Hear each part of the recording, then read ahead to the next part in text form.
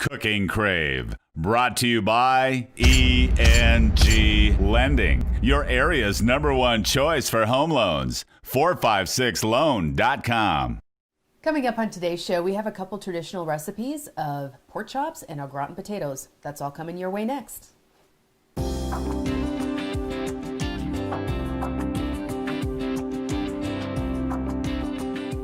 Hi, I'm Rhonda Fitterberg.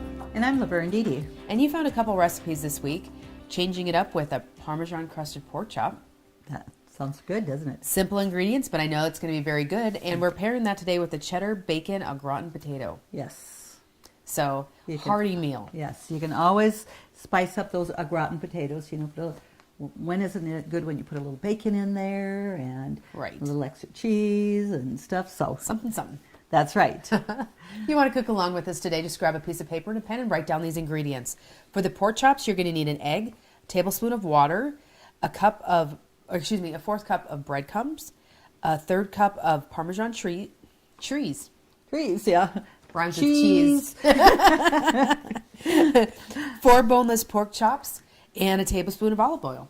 Easy.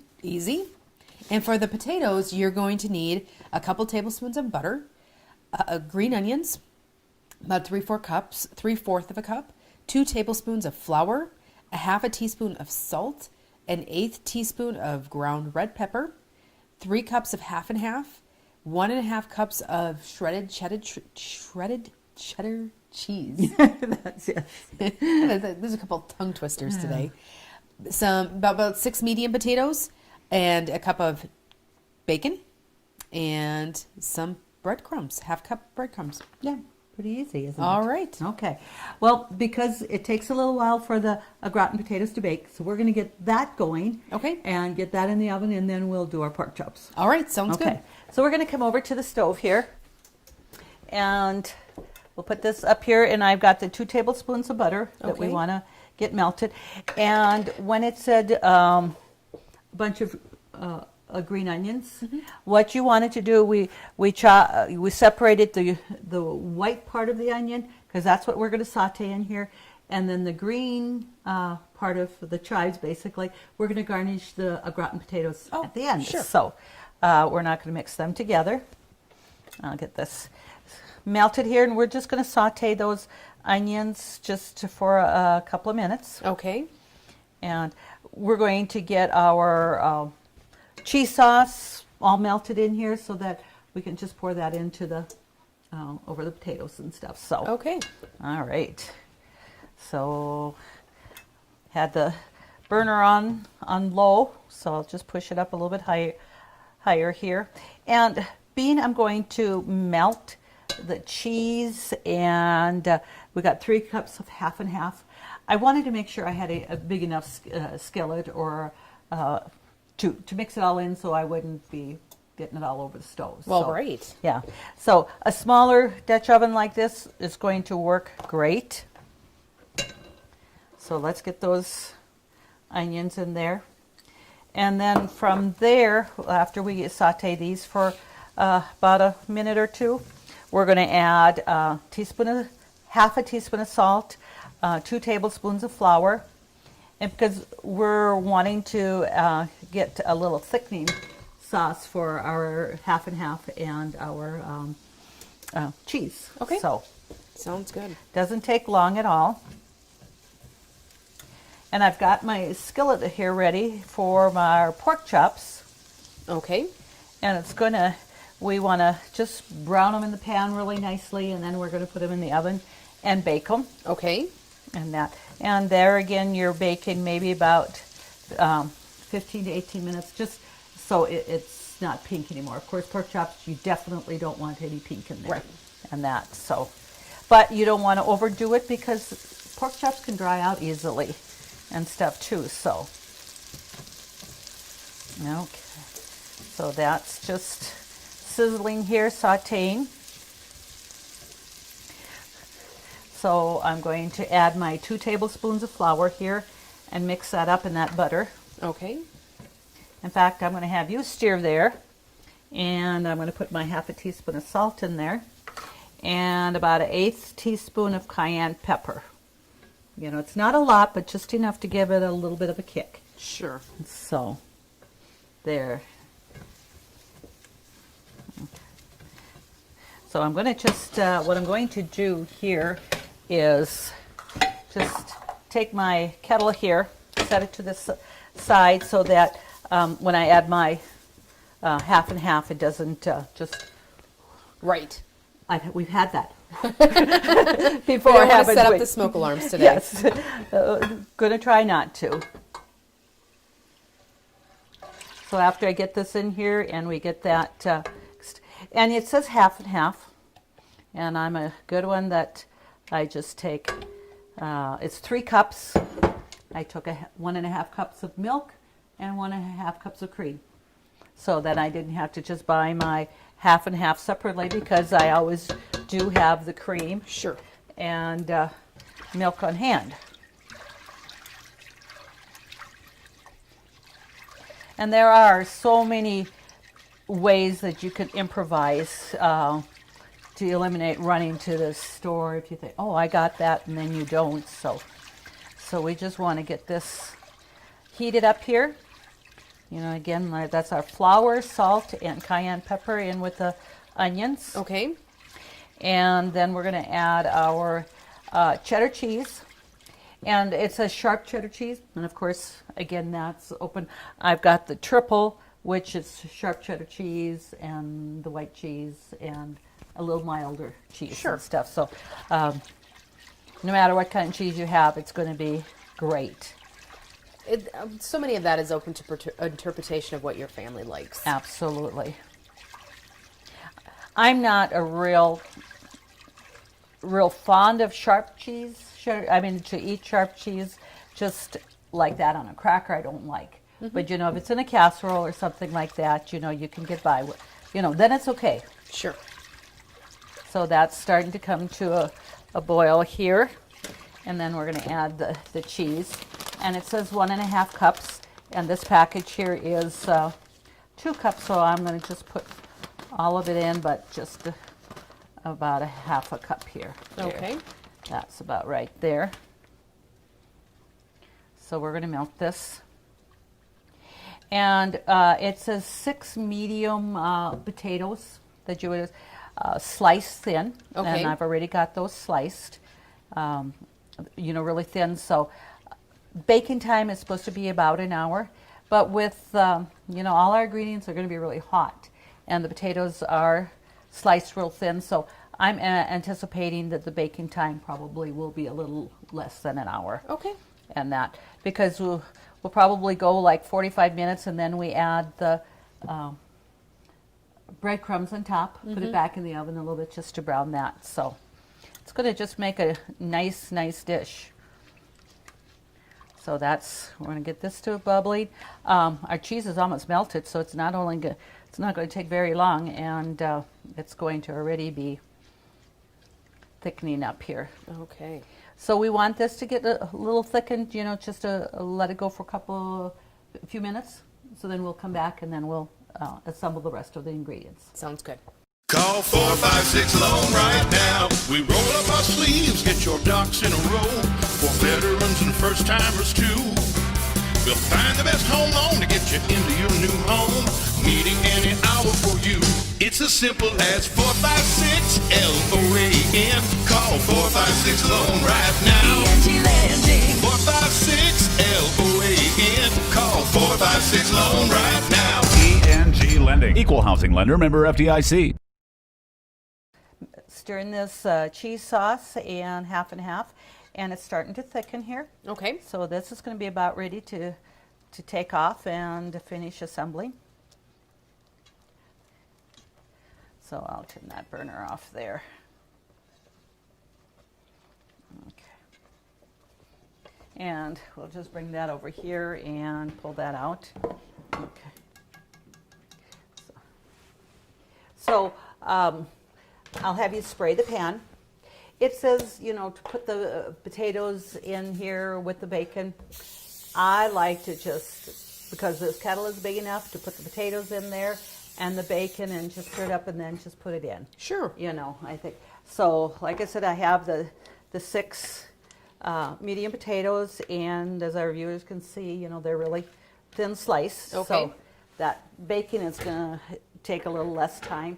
And then about a cup of bacon. Okay. You know, you want to have your bacon cooked.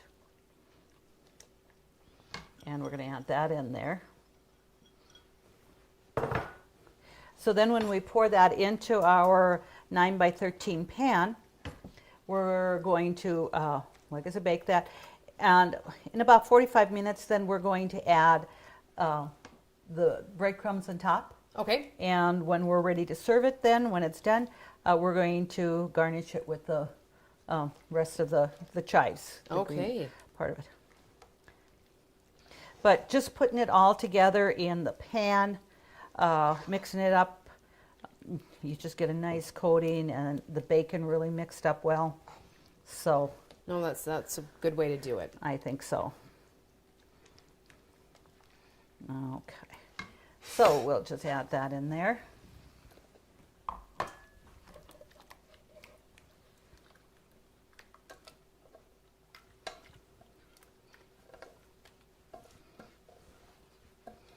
So with the half and half and that cheese and stuff, it's going to be a really creamy au gratin potatoes. They'll be really good. I'm sure it's going to be something that your family's probably going to ask for again after you've made it that first time. Well, it really wasn't that hard to assemble. I don't know how long it took you to slice the potatoes, but your prep time on this isn't going to be that long. Not at all. The oven's going to do most of the work. Absolutely. So we'll set that aside there. And I'll just clean that off a little bit here to the side. And so like I said, this way with mixing it in there, everything has really got nice and coated. So I've already got the oven on. And we're going to set that timer for 45 minutes. And we'll check them, and if we feel like it needs to be a little bit more time, then we can do that. Okay. All right. So we've got to make sure here's the breadcrumbs and the onions that we're going to need for topping that. So it asks for those, what do you call those those breadcrumbs? Panko? Panko breadcrumbs. I always forget how to say that or what to say. So that's what we're going to put on top of that. Okay. Okay. Now for our pork chops, what I'm going to do is I'm going to put the pan on a little bit low, but not too high. So when I do add that pork chops, it's not going to be All right. flying all over. Okay. So we're going to use an egg, and we're just going to want to mix that egg up just with a fork and with a tablespoon of water. And we have a half a cup of Italian breadcrumbs here. Okay. And then we're going to add a third cup of Parmesan cheese in there. And that's what we're going to use to coat the pork chops with. Okay. So I'll get you a fork here too, just to put that in there. And one thing I want to suggest to the viewers, you know, it says Italian breadcrumbs. Now, if you don't have Italian breadcrumbs and you're only using a half a cup, do you want to go out and buy that? Or use some breadcrumbs and add some Italian seasoning in it. Sure. So, you know, you can certainly, improvise there too. Because so many times some of the recipes, when they ask for that amount, you buy that quantity and it seems like it's a while before you use it up. Right. So, It probably could go bad before you go so, back to it. Yes. So we got that mixed up here. And the pork chops, what I did here, they said boneless pork chops. And after we fry them, brown them in the pan, we're going to put them on a little cookie sheet. And I actually have a little baking rack here, so that when you put it in here, and I got the foil underneath, it's going to be able to brown both sides. Because if you just laid the pork chops on the foil, you know, the bottom is not going to be as crisp as the top will be. And that could Makes sense. possibly even stick to the foil a little bit and stuff. So, Okay. and so we don't forget, I do want to just spray that real lightly so that our pork chops don't stick onto that.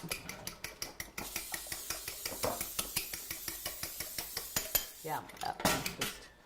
Okay, so we're going to add the in here because we want to use that as our coating.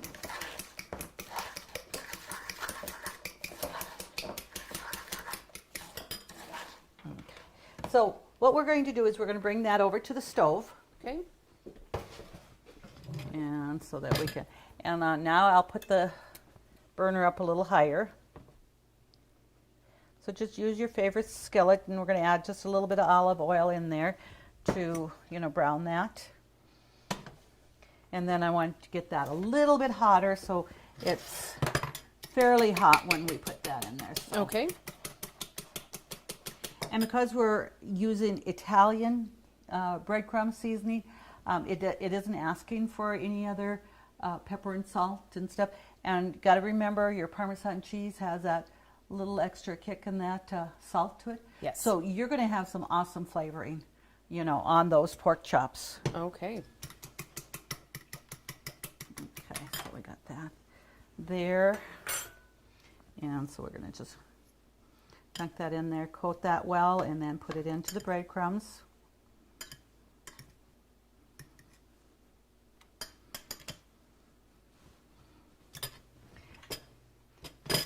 And make sure you try to get it coated as, that it sticks as much as possible, because that's what's going to give it the nice crust to it. And we can see it starting to sizzle a little bit. So okay. I think that's kind of where we want to put the pork chops into that, just so that it sizzles, but we don't want to start any disasters here. So. Okay. And we're going to brown them probably about 2-3 minutes on each side. Okay. So then again, this is getting your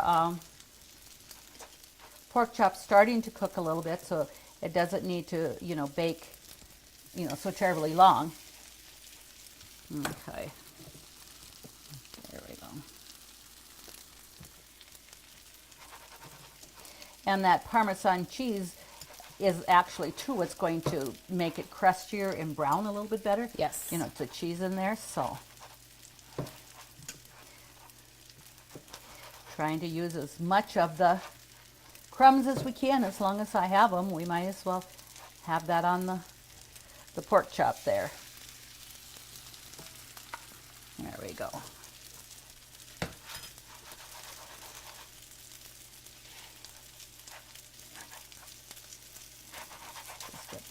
Well coated there.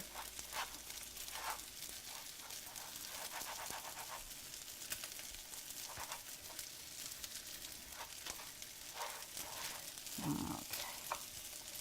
Use most of it. There's just a little bit left in there, but that's okay. So we got that in there, and I'm going to get my fingers washed off here. Okay.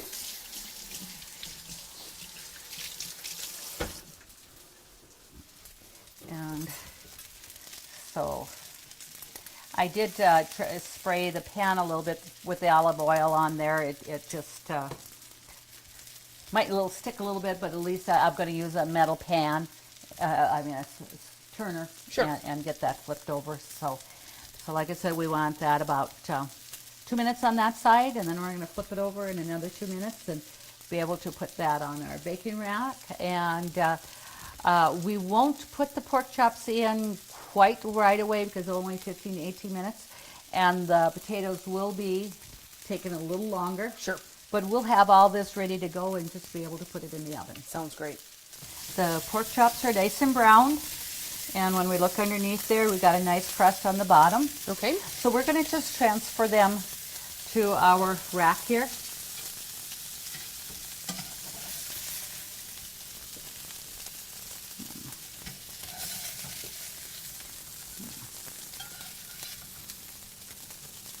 A beautiful crust on that. A nice golden brown. It looks beautiful. Very much so. So we'll set that hot pan aside. And like I said, it shows about 30 minutes yet for the 4 to 5 minutes on the gratin potatoes. So we're going to just not put them in there for a little, about another 10 minutes or so. Okay. And then we'll pop them in, and we should have our pork chops and entree all ready to go together. Sounds great. Okay. Okay, we're going to take out our potatoes and put the breadcrumbs on. Okay.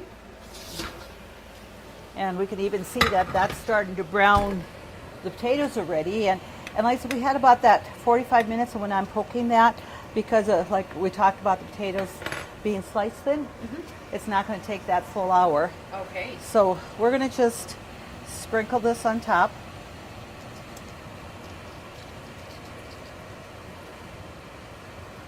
And then we'll put it back in the oven for about another 10 minutes or so.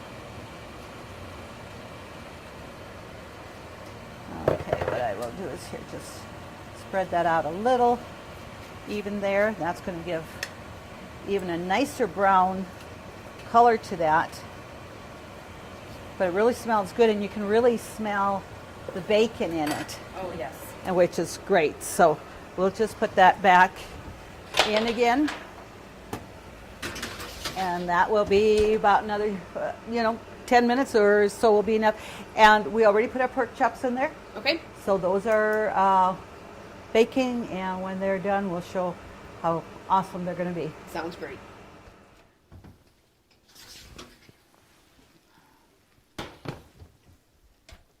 Country Rose Cafe on East Villard is open for breakfast and lunch 7 days a week. Enjoy daily homemade specials, caramel and cinnamon rolls, several different kinds of homemade pies made fresh every day. Country Rose Cafe is also famous for homemade soup, including their ever-popular Nefla served every Tuesday. While you're in, make sure to pick up your Channel 18 Cooking Crave recipes and like us on Facebook for different specials and announcements. Country Rose Cafe, the way a cafe should be, located at 837 East Villard in Dickinson.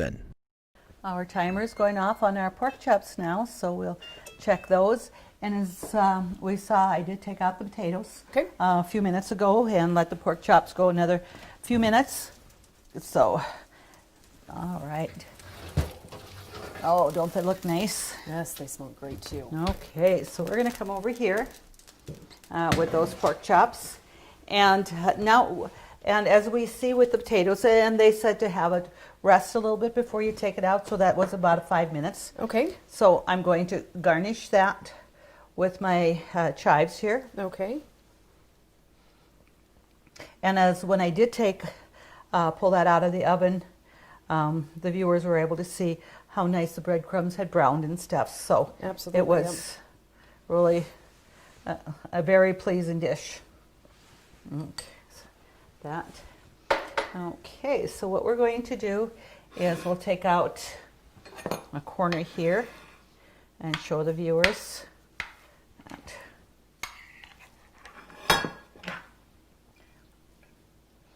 And they've browned a little bit on the bottom, which is great. And then our pork chops here, I'll just get there, and even for our viewers to see how nice it is on the opposite side. So with putting it on a baking rack like that, does keep them nice and brown both sides. Absolutely. Nice and crisp. So Yep. looks pretty awesome. Well, it smells great. I know it's going to taste great. Yeah. It wasn't a lot of preparation again. I know we said that at the beginning, but the oven did most of the work. It did.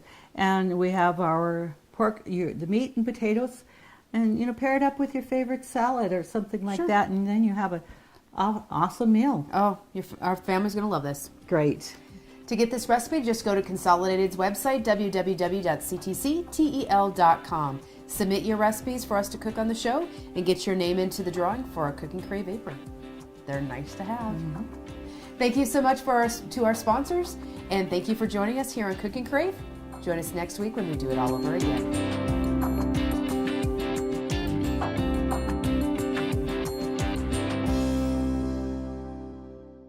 Call 456 Loan right now. ENG Lending.